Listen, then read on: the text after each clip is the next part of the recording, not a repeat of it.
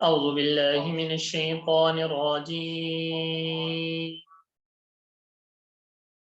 بسم الله الرحمن الرحيم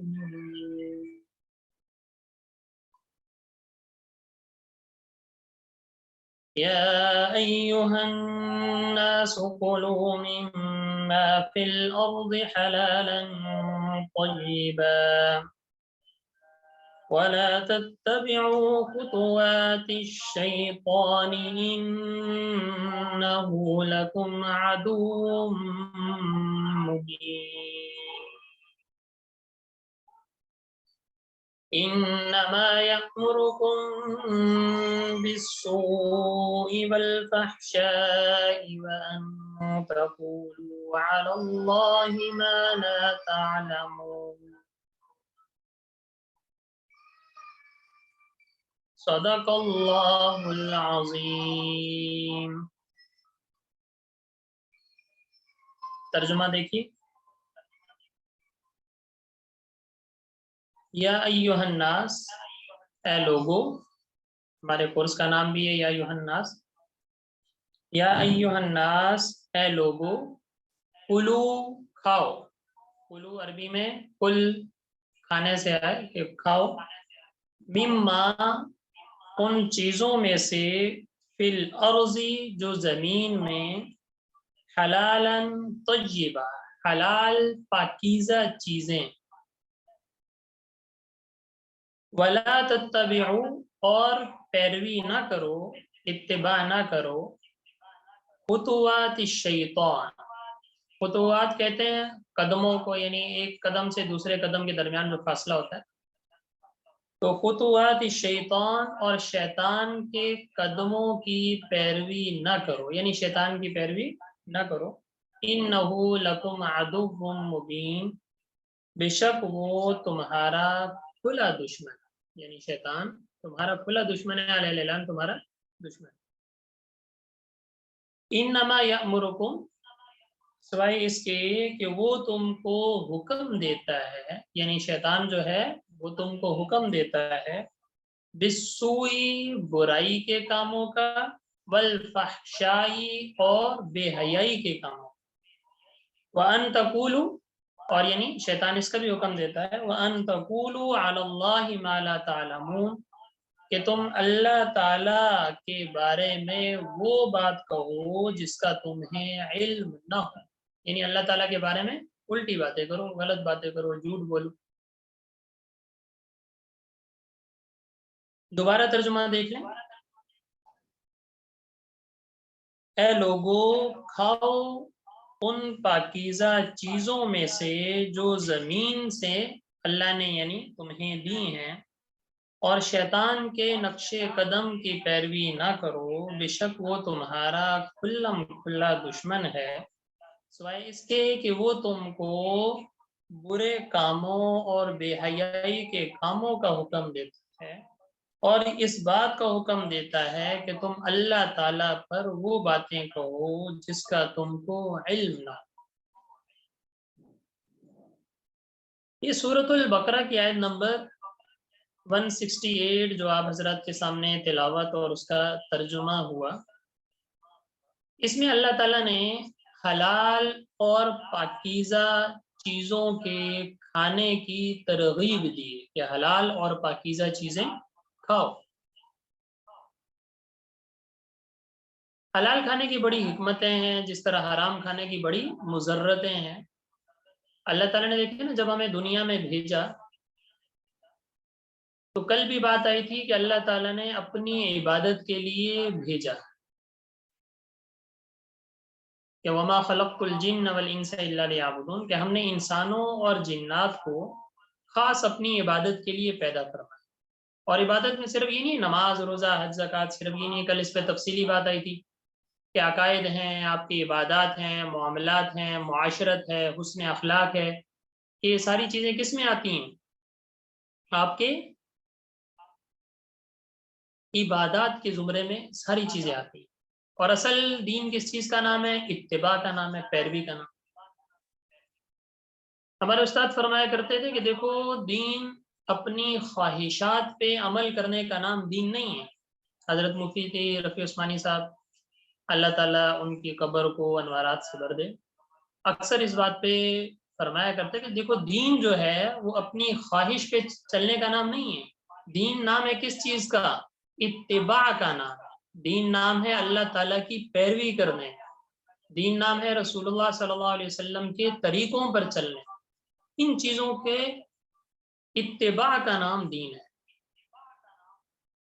حضرت شیخ صاحب شیخ الاسلام صاحب اکثر فرمایا کرتے ہیں اپنے بیانات میں کہ دیکھو میاں نماز روزہ حج زکوٰۃ اس میں بھی اللہ نے کچھ نہیں رکھا، اثر اللہ نے کس میں رکھا ہے؟ اپنی اطاعت میں۔ دیکھیں نماز کا حکم ہے، عشاء کی نماز، ابھی عشاء کی نماز کا ٹائم ہے بھائی، 4 رکعت فرض اللہ تعالیٰ نے رکھے کہ اگر کوئی بندہ یہ کہے کہ یار 4 رکعت فرض پڑھیں گے تو ہمیں اتنا ثواب ملے گا، میں ایسا کرتا ہوں کہ 5 رکعت پڑھ لیتا ہوں، میں ایسا کرتا ہوں 6 رکعت پڑھ لیتا ہوں، تو کیا اس کو زیادہ ثواب ملے گا؟ نہیں، اس کی نماز ہی قبول نہیں ہوگی۔ کیوں؟ وجہ کیا ہے کہ اللہ تعالیٰ کے حکم کے خلاف کی ہے۔ اسی لیے دیکھیں نا، رمضان جب آتا ہے، روزہ آتا ہے، تو روزے میں حکم ہے کہ سحری کھاؤ، بزرگوں نے فرمایا کہ سحری کھایا کرو، سحری کھانے میں اللہ نے بڑی برکت رکھی۔ لیکن اصل دیکھا جائے سحری کھانے میں تھوڑی اللہ نے کچھ رکھا ہے، اللہ نے کہا سحری کھاؤ، اب اس وقت مثال کے طور پہ 5:30 بجے تک کھاؤ، اسی لیے بزرگوں نے فرمایا کہ آخری وقت تک کھاؤ، یعنی 5 بجے 5:15 تک سحری کھاؤ، کیونکہ اللہ کا حکم ہے کہ ابھی کھانا ہے، اور جیسے ہی 5:30 بجے اس سے پہلے کھانا پینا کیا کر دو؟ بند کر دو، کیونکہ اب کھانا پینا چھوڑ دینا یہ اللہ کا حکم ہے، اب کھانا پینا چھوڑ دینا عبادت ہے۔ اور پھر جب افطاری کا ٹائم آ جائے تو اب اللہ نے حکم دیا کہ اب کھاؤ، اسی لیے بزرگوں نے فرمایا کہ اب افطاری میں جان بوجھ کے 2 منٹ کی تاخیر کرنا بھی مکروہ ہے۔ وجہ کیا ہے کہ اب اللہ نے حکم دیا اب کھاؤ، اب کھانا عبادت، پہلے اللہ نے حکم دیا نہ کھاؤ، کھانا پینا چھوڑ دو، تو اب کھانا پینا چھوڑ دینا عبادت، اب اللہ نے حکم دیا اب کھاؤ، تو لہٰذا اب کھانا پینا عبادت، اللہ نے حکم دیا اب 4 رکعت پڑھو، لہٰذا 4 رکعت پڑھنا عبادت۔ تو حضرت شیخ الاسلام صاحب فرمایا کرتے تھے کہ دیکھو ان چیزوں سے یہ بات سمجھ میں آتی ہے، دیکھو نماز روزہ حج زکوٰۃ یہ ساری چیزیں اللہ نے فی نفسی اس میں کچھ نہیں رکھا، اصل کیا ہے؟ اللہ کے حکم کو ماننا، کہ اب اللہ نے کہا یہ کام کرو لہٰذا کرو۔ کوئی آدمی ابھی حج پہ چلا جائے، وہاں جا کے عرفات میں بیٹھے رہے، اس کا حج ہو جائے گا؟ نہیں ہوگا، کیونکہ اللہ تعالیٰ کو حکم نہیں۔ اللہ تعالیٰ کو حکم کیا ہے کہ 8 ذی الحجہ کو وہاں جانا ہے، 9 ذی الحجہ کو عرفات میں جانا ہے، 10 کو وہاں جانا ہے، 11 ذی الحجہ کو وہاں جانا ہے۔ اگر ان دنوں میں کوئی جا کے وہ ارکان ادا کرتا ہے تو اللہ کے حکم کو پورا کر رہا ہے، تو لہٰذا اس کا حج کمپلیٹ ہے۔ اور اگر آج کوئی جا کے بیٹھ جائے، وہاں بیٹھا رہے، سارا سال عرفات میں بیٹھا رہے، تو اس کا کوئی حج قبول نہیں ہے، کیونکہ اللہ کے حکم کے خلاف کیا۔ تو ان چیزوں سے سمجھ میں آتا ہے کہ دیکھیں اصل جو رکھا ہے اللہ نے، دین کس چیز کا نام ہے؟ اپنی بات کو ماننے کا نام، اللہ تعالیٰ کی بات کو ماننے کا نام۔ اگر انسان اپنی منمانی شروع کر دے، اس کا نام دین نہیں،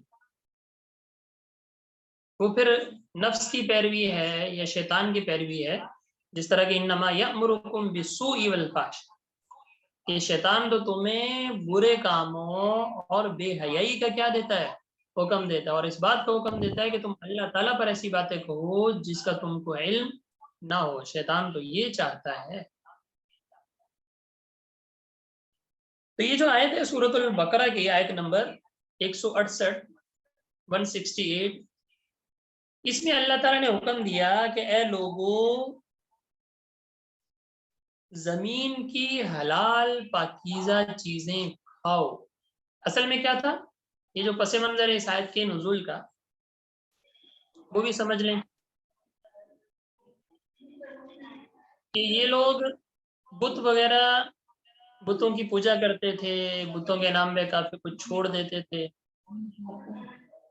تو اصل جو اللہ تعالیٰ نے حکم دیا ہے یہاں پہ، ان لوگوں کو حکم دیا، اس کے ضمن میں ساری چیزیں پھر آ جاتی ہیں کہ بتوں کے نام پہ چھوڑ دیا، غیر اللہ کے نام پہ چھوڑ دیا یا غیر اللہ کے نام پہ ذبح کر دیا. اس کے آگے کچھ آیتیں اگر آپ دیکھیں اگلا رکوع سے پہلے ہی تو اس میں بلکہ درمیان میں یا ایھا الذین آمنوا کلوا من طیبات ما رزقناکم واشکروا للہ ان کنتم ایاہ تعبدون انما حرم علیکم المیتۃ والدم ولحم الخنزیر وما اہل بہ لغیر. اس میں بھی اللہ تعالیٰ نے پہلی آیت میں کیا حکم دیا کہ اے ایمان والو پاکیزہ حلال چیزیں ان میں سے کھاؤ، اور جو اللہ نے حرام قرار دیے ہیں لہٰذا ان کو چھوڑ دو. اس میں سے چوتھی چیز کا جو تذکرہ کیا وہ بھی اسی کے ضمن میں وما اہل بہ لغیر اللہ، جو غیر اللہ کے نام پہ کیا کر دیا جائے، ذبح کر دیا. اس سے پہلے کہ ہم اس آیت کے ضمن میں جائیں پہلے ایک اصول بھی سمجھ لیں. یہ دیکھیں اصول یہ ہے کہ دنیا میں جتنی بھی چیزیں ہیں ساری حلال ہیں. دنیا میں جتنی بھی چیزیں ہیں اصل ہر چیز میں علت ہے. اصول سمجھیے گا غور سے. دنیا میں جتنی بھی چیزیں ہیں ان میں اصل چیز کیا ہے، علت ہے، جب تک اس پر حرمت کی دلیل نہ ہو. یہ بات سمجھ میں کہ دنیا میں جتنی بھی چیزیں ہیں اصل ان میں کیا ہے، علت ہے، یعنی حلال ہونا ہے جب تک کہ اس پر حرام ہونے کی دلیل نہ ہو. مثال کے طور پہ یہ لکڑی ہے، صحیح ہے، یہ پتھر ہے، یہ گھاس ہے، یہ درخت ہے، یہ ساری چیزیں نا، تو ہر چیز کے اندر کیا ہے، علت ہے، یعنی ہر چیز حلال ہے جب تک کہ اس کے حرام ہونے کی کوئی ہمیں قرآن و حدیث سے دلیل نہ ہو. جہاں دلیل مل گئی، قرآن میں آ گیا کہ یہ چیز نہیں کھانی، اس کو اس طریقے سے نہیں کھانا، یہ چیز حرام ہے، تو لہٰذا وہ چیز کیا ہو جائے گی، حرام ہو جائے گی. سوائے گوشت کے. اصول غور سے سمجھیے کہ دنیا میں ہر چیز میں کیا ہے، علت ہے جب تک کہ اس کے حرام ہونے کی دلیل نہ مل جائے، سوائے گوشت کے کہ گوشت میں اصل حرمت. گوشت میں اصل کیا ہے، کسی چیز کا بھی گوشت ہے، چاہے وہ جانور کا ہو، چاہے پرندے کا ہو، چاہے انسان کا ہو، چاہے کسی اور چیز کا ہو، تو گوشت میں اصل کیا ہے، حرمت ہے جب تک کہ حلال ہونے کی دلیل نہ. اصول لکھ لیجئے گا، یہ دوبارہ سے سمجھ لیں کہ دنیا کی ہر چیز حلال ہے، دنیا کی ہر چیز میں علت ہے جب تک کہ حرمت کی دلیل نہ ہو، اور سوائے گوشت کے کہ گوشت میں اصل حرمت ہے جب تک کہ علت کی دلیل نہ ہو. کہ جتنا بھی گوشت ہے، جتنے جانوروں کا، انسانوں کا، پرندوں کا، اصل اس میں کیا ہے، حرمت ہے، حرام ہونا ہے، جب تک کہ حلال ہونے کی دلیل نہ مل جائے. حلال ہونے کی ہمیں دلیل مل گئی، بھئی حدیث میں آیا جی بکری کو کھانا حلال ہے تو لہٰذا کھانا حلال ہے، گائے کو کھانا حلال ہے لہٰذا کھانا حلال ہے، اونٹ کو کھانا حلال ہے لہٰذا کھانا حلال ہے، ہرن کو کھانا ہے حلال ہے لہٰذا کھانا ہے. تو جس کی ہمیں دلیل ملتی جا رہی ہے کہ ان جانوروں کا گوشت اس طریقے سے کھانا حلال ہے، تو وہ سارے گوشت کیا ہوں گے، حلال ہوں گے. وگرنہ اگر کہیں دلیل نہیں ملتی تو باقی سارے گوشت کیا ہو جائیں گے، حرام ہو جائیں گے. اسی طریقے سے دنیا کی باقی چیزیں جو گوشت کے علاوہ ہیں اصل کیا ہے، حلال ہے، یا ہر چیز کیا ہوگی، حلال ہی سمجھی جائے گی. ہاں اگر قرآن میں آیا، حدیث میں آیا کہ یہ چیز حرام ہے تو لہٰذا وہ حرام، یہ چیز حرام لہٰذا وہ حرام، یہ چیز حرام لہٰذا وہ حرام. اور جب تک ہمیں کوئی دلیل نہیں ملے گی اس ٹائم تک ساری چیزیں کیا ہوں گی، حلال سمجھی جائیں گی، اصل علت. تو اس آیت میں بھی اللہ تعالیٰ نے فرمایا کہ دیکھو حلال چیزیں کھاؤ. اللہ تعالیٰ نے حلال چیزیں کس کے لیے پیدا کی ہیں، کھانے کے لیے پیدا کی ہیں نا. جب کھانے کے لیے پیدا کی ہیں تو لہٰذا اس کو کھاؤ. حلال کھانے میں اللہ نے الگ برکت رکھی ہے، جس طرح حرام کھانے کی نحوست ہے.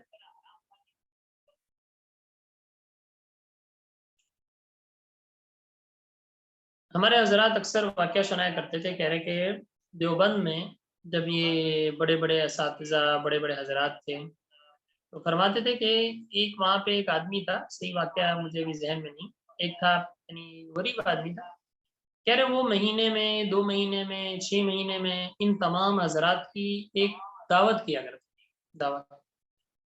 اور دعوت کوئی خاص چیز نہیں کہ اس میں کوئی مرغ بنا رہے ہیں، اس میں بکرے کٹ رہے ہیں، نہیں، دال، پتلی سی دال، خالص دال، اور اس کے ساتھ روٹی، اس کا اہتمام ہوتا تھا.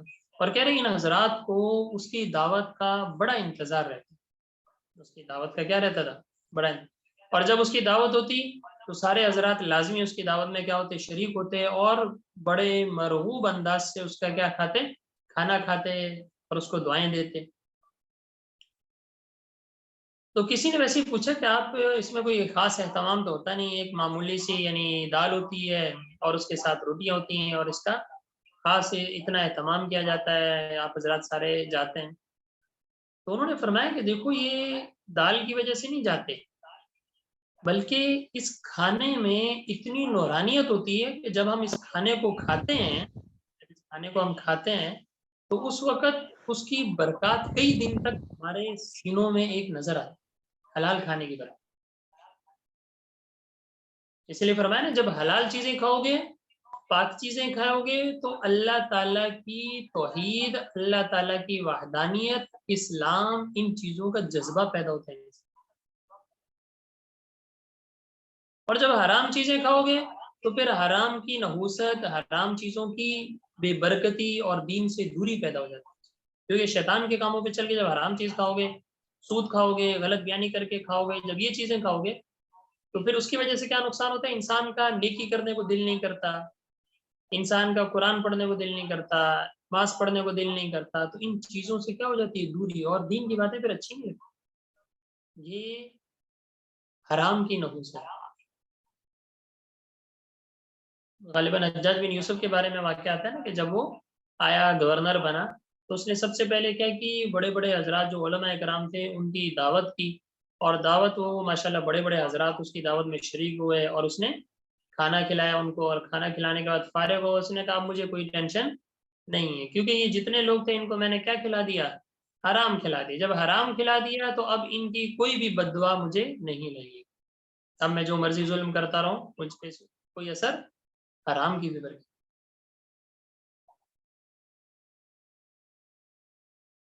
اسی لیے آتا ہے نا، جب حدیث میں آتا ہے کہ آپ صلی اللہ علیہ وسلم نے فرمایا کہ جب انسان حرام کھاتا ہے تو پھر اللہ تعالیٰ اس کی دعائیں قبول نہیں کرتا۔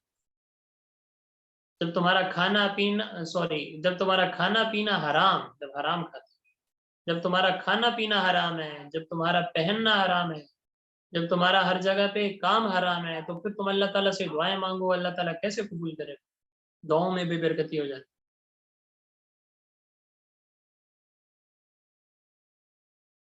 تو اس وجہ سے اللہ تعالیٰ بار بار تاکید کر رہے ہیں کہ اے ایمان والو، پاک اور حلال چیزیں کھاؤ، اے ایمان والو، پاک اور حلال چیزیں کھاؤ۔ اس کا اثر پڑتا ہے نا، دیکھیں ان چیزوں کا اثر ہے، جس طرح آتا ہے نا، حدیث آپ نے سنی ہوگی کہ انسان جب گناہ کرتا ہے، ایک گناہ معمولی سا کرتا ہے، تو اللہ اس کے دل پہ ایک نقطہ لگا دیتا ہے، اور جب دوسرا گناہ کرتا ہے اللہ اس کے دل پہ دوسرا نقطہ لگا دیتا ہے، پھر جب تیسرا گناہ کرتا ہے اللہ تعالیٰ تیسرا نقطہ لگا دیتا ہے، یہاں تک کہ کرتے کرتے کرتے کرتے اس کے دل پہ ایک وقت آتا ہے کہ اس کا دل بالکل سیاہ ہو جاتا ہے۔ جب دل بالکل سیاہ ہو جاتا ہے،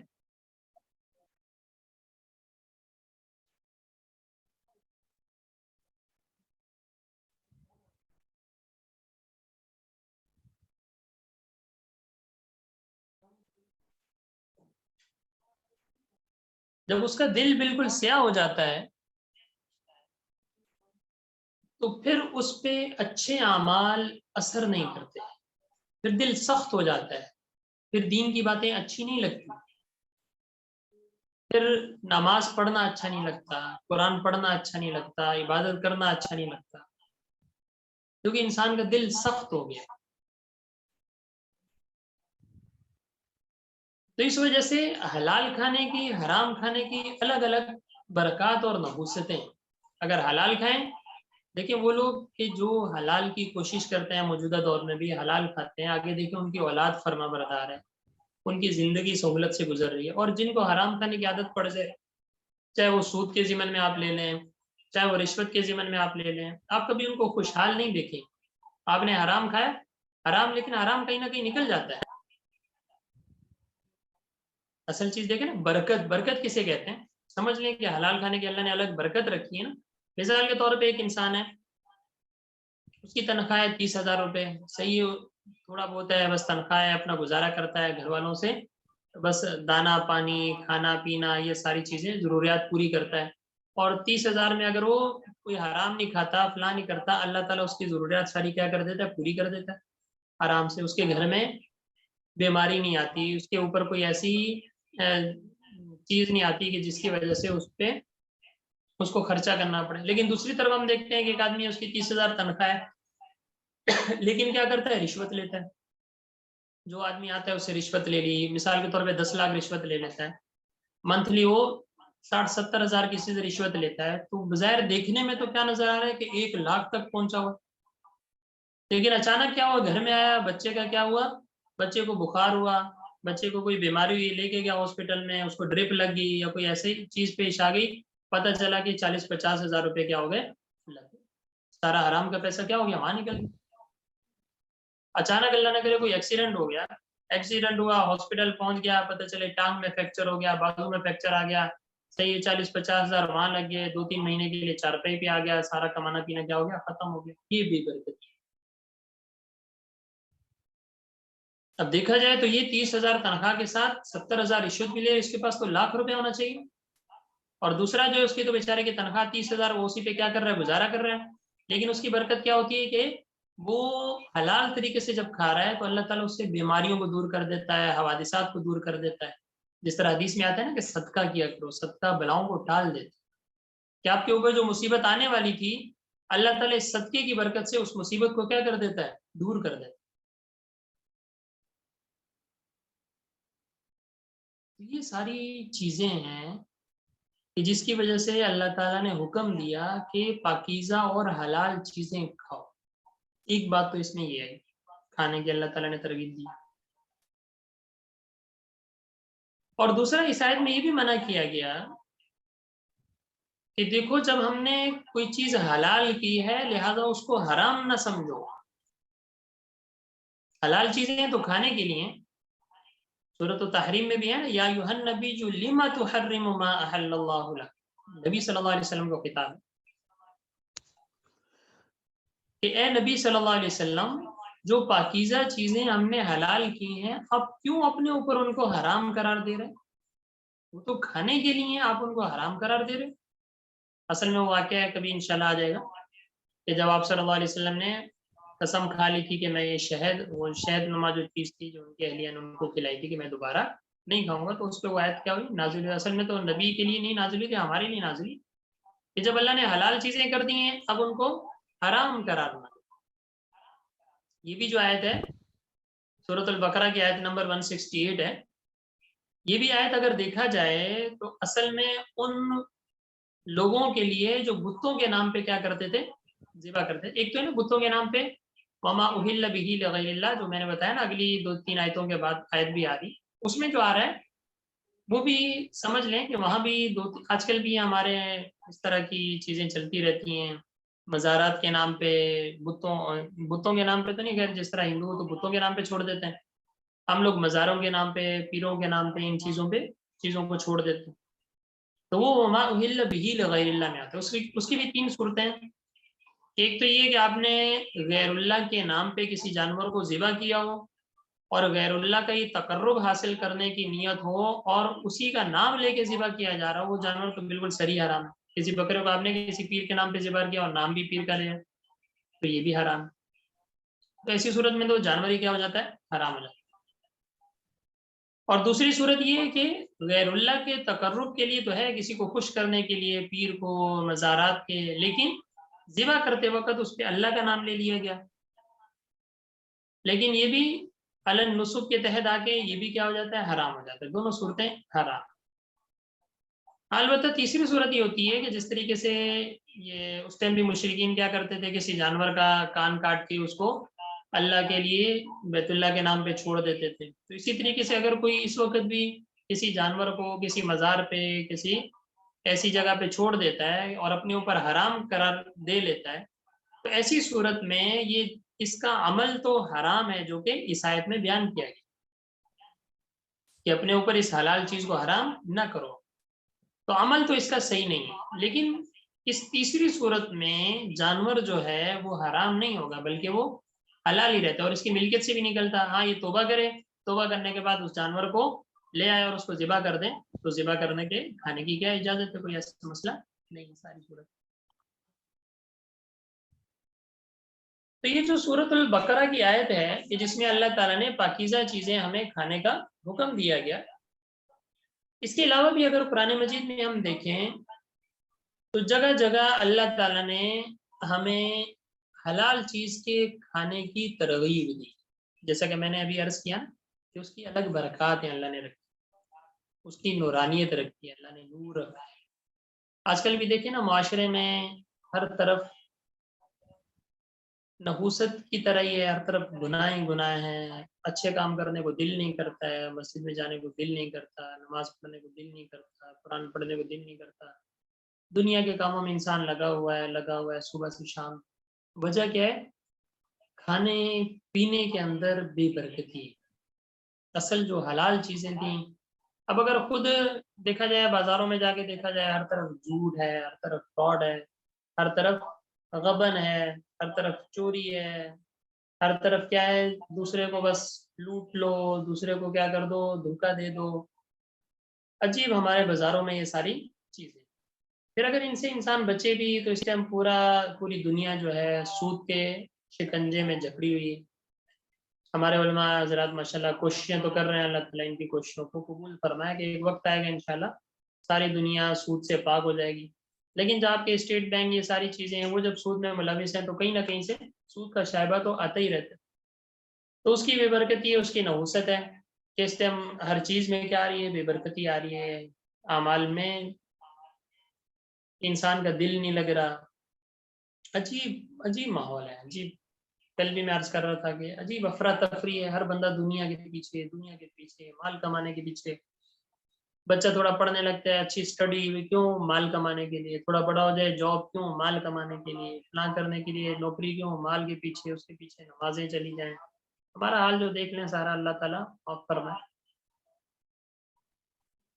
تو اللہ تعالیٰ سے دعا کرنی چاہیے کہ اللہ تعالیٰ ہمیں اپنے دین پر عمل کرنے کی توفیق عطا.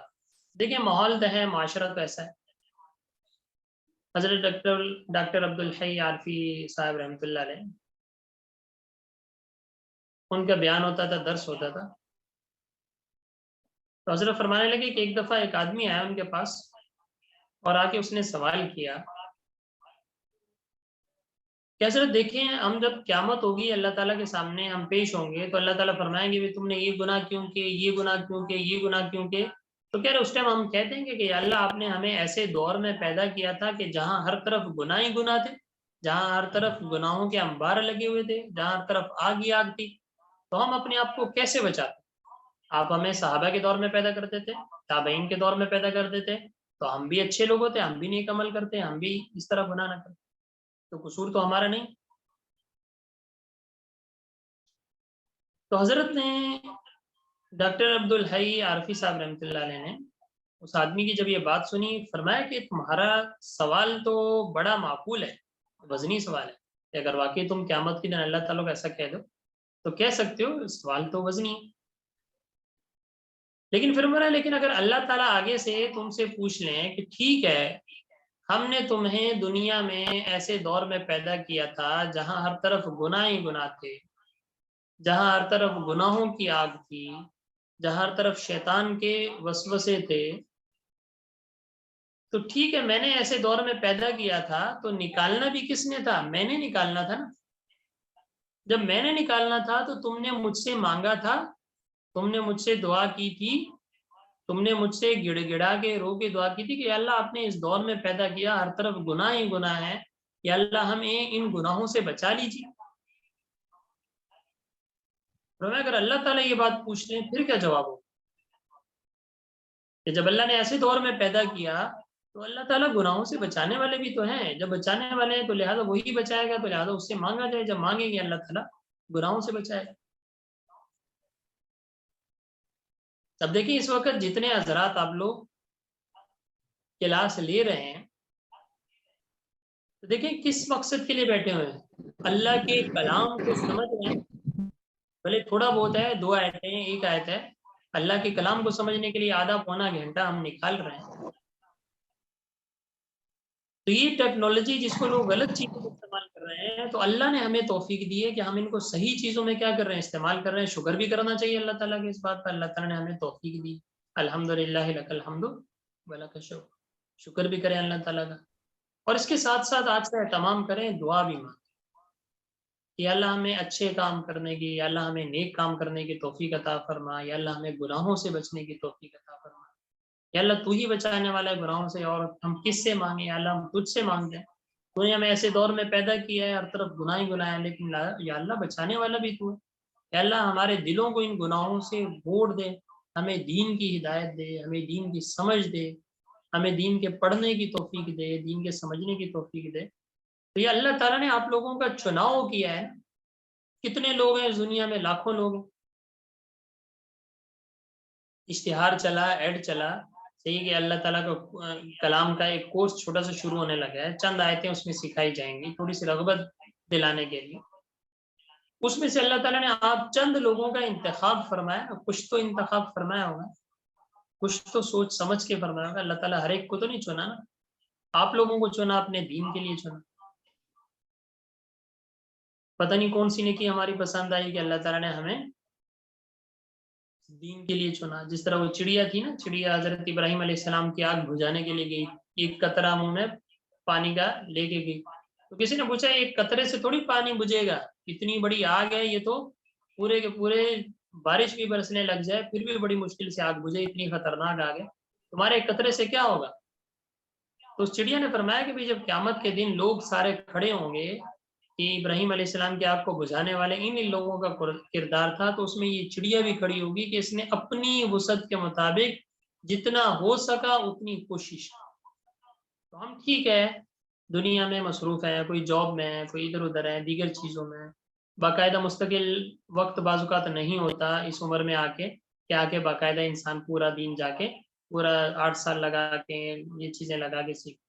تو چلو یہ کہ تھوڑا بہت علماء کرام کے ساتھ دین کے ساتھ جڑے رہیں، یہ چھوٹے چھوٹے کورسز ہیں، اس میں انسان شرکت کرتا رہے، چند آیتیں ہیں ان کو انسان سیکھتا رہے. تو کم سے کم یہ تو ہم کہہ سکیں گے یا اللہ جتنا ہم سے ہو سکا ہم نے اتنا اس دین کو سیکھا، یا اللہ اسی کو قبول فرمائے. پورا عالم بننا، پوری چیزیں بننا کوئی فرض واجب تو نہیں، البتہ اتنا علم حاصل کرنا فرض ہے کہ جس میں انسان کی 24 گھنٹے کی زندگی گزر جائے. یا انسان جس فیلڈ میں ہے اس فیلڈ کا علم حاصل کرنا ضروری ہے. انسان تجارت کرتا ہے تو تجارت کے جتنے مسائل ہیں، کون کون سی حلال ہے تجارت، کون کون سی حرام ہے جس فیلڈ میں، تو اس فیلڈ کا علم حاصل کرنا انسان کے لیے کیا ہے؟ ضروری. لہٰذا اس کو سیکھنا چاہیے. دیگر چیزیں ہم دنیا کی ساری سیکھتے ہیں، تو یہ دین ہے تو دین کو بھی کیا کرنا، سیکھنا ضروری ہے. اتنا سیکھنا ضروری ہے کہ جس میں ہماری 24 گھنٹے کی زندگی کیا ہو جائے. تو سورۃ البقرہ کی آیت نمبر 168 کہ جس میں اللہ نے کہا کہ حلال اور پاکیزہ چیزیں کھاؤ، حلال اور پاکیزہ چیزیں کھاؤ. حلال کھانے میں اللہ نے برکت رکھی ہے. حرام سے بچو، اپنے آپ کو بھی حرام سے بچاؤ، اپنے بچوں کو بھی حرام سے بچاؤ. جب حرام کا لقمہ پیٹ میں جائے گا تو پھر وہاں پہ دین آنا، دین کا نور آنا، علم آنا بہت مشکل ہو جاتا ہے. پاک رکھو اپنے رزق کو، کیا رکھو؟ پاک رکھو. تو دیکھیں اسی طریقے سے سورۃ المائدہ کی آیت ہے وَكُلُوا مِمَّا رَزَقَكُمُ اللَّهُ حَلَالًا طَيِّبًا وَاتَّقُوا اللَّهَ الَّذِي أَنْتُمْ بِهِ مُؤْمِنُونَ. سورۃ الانفال میں دیکھیں فَكُلُوا مِمَّا غَنِمْتُمْ حَلَالًا طَيِّبًا. سورۃ النحل میں دیکھیں آپ فَكُلُوا مِمَّا رَزَقَكُمُ اللَّهُ حَلَالًا طَيِّبًا وَاشْكُرُوا نِعْمَةَ اللَّهِ إِن كُنتُمْ إِيَّاهُ تَعْبُدُونَ. اور اسی طرح سورۃ الاعراف میں دیکھیں وَيُحِلُّ لَهُمُ الطَّيِّبَاتِ وَيُحَرِّمُ عَلَيْهِمُ الْخَبَائِثَ کہ جگہ جگہ اللہ تعالیٰ نے حلال کھانے کی تاکید، حلال کھانے کی تاکید فرمائی. حرام کھانے سے اللہ نے کیا فرمایا؟ منع فرمایا. تو اب یہ اس کلاس میں کون کون سی چیزیں پوری دنیا میں کیا کیا چیزیں حلال ہیں، کیا کیا چیزیں حرام ہیں، تو اشارتاً تو بتا دیا. اب ہر چیز کی تفصیل اس مختصر سے وقت میں تو ممکن نہیں، تو لہٰذا اس کو خود سے اب سوچیں کہ کون کون سی حرام چیزیں، کن کن سے بچنا ضروری ہے، ان سے بچا جائے. باقی جتنی چیزیں اللہ نے حلال قرار دی ہیں تو لہٰذا اس کو اللہ تعالیٰ کی نعمت سمجھتے ہوئے، طریقے سے شکر کرتے ہوئے رزق کی بڑی قدر کی. یہ رزق جو ہے نا یہ سرکاری نعمت ہے، ہر ایک کو نصیب نہیں ہوتی. اللہ نے آپ کے گھر میں فراوانی دی ہے، رزق کھانے کے عادات کیا ہیں، کھانے کا طریقہ کیا ہے، کھانے کے انداز کیا ہے، خود سیکھیں، بچوں کو سکھائیں، دسترخوان پہ بٹھائیں، طریقے سے کھانا ضائع نہ ہو. شادیوں میں آپ جاتے ہیں وہاں لوگوں کو ترغیب دیں کس طریقے سے کھانا چاہیے. اتنا سارا ضائع ہو جائے، حلال چیزیں اتنی ساری ضائع ہو جائیں تو اس کی بڑی بے برکتی ہوتی ہے. اتنا نکالیں جتنا کھا سکیں. یہ نہ ہو کہ شادی پہ جا کے کہیں اور جا کے بالکل انسان آپے سے کیا ہو جائے، باہر ہو جائے. تو ایسا نہیں ہونا چاہیے. تمام چیزوں اسپیکر بند رکھیں آپ لوگ اپنا، مائک اور کیمرہ اور اسپیکر یہ بند رکھیں، اس کو نہ کھولا. تو ان چیزوں کا کیا کرنا چاہیے، خیال کرنا چاہیے. تو دوبارہ ایک دفعہ لاسٹ میں آیت پڑھ لیتے ہیں. بسم اللہ الرحمن الرحیم. یا ایھا الناس کلوا مما فی الارض حلالا طیبا. اے ایمان والو زمین کی چیزوں میں سے حلال پاکیزہ چیزیں کھایا کرو. ولا تتبعوا خطوات الشیطان، اور شیطان کے نقش قدم کی پیروی نہ کرو. انہ لکم عدو مبین، بے شک شیطان تمہارا کھلا دشمن. تو اللہ تعالیٰ سے دعا ہے کہ اللہ تعالیٰ اس آیت میں جو کچھ پڑھا گیا اور اس کو اللہ تعالیٰ قبول بھی فرمائے اور اس پر عمل کرنے کی توفیق عطا فرمائے، اور ہماری زندگی میں اللہ تعالیٰ حلال کھانے کی ہمیں ترغیب عطا فرمائے، حرام سے اللہ تعالیٰ ہمیں بچائے. اور یہ تو ایک آیت ہم نے پڑھی ہے، باقی اس کو آپ تشبیہات میں، دیگر چیزوں میں، دنیا کی ساری چیزوں میں اس کو دیکھ کے کہاں اللہ نے حلال کھانے کا حکم دیا، کون کون سی چیزیں حلال ہیں، کس طریقے سے کھانے کا حکم دیا، کون کون سی چیزیں حرام ہے، کس طریقے سے ان سے اجتناب کرنا چاہیے. تو یہ تمام چیزیں آپ لوگ اس کا خود خیال کریں، ان کو سوچیں سمجھیں اور اللہ تعالیٰ سے مانگیں بھی. اللہ تعالیٰ سے دعا ہے کہ اللہ تعالیٰ ان تمام چیزوں پر عمل کریں.